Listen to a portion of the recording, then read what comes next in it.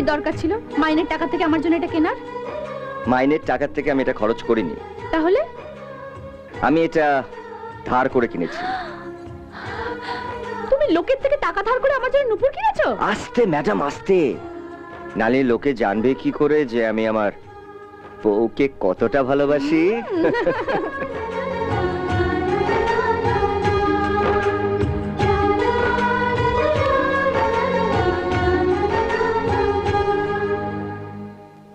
আজ আমি আসি রঞ্জন।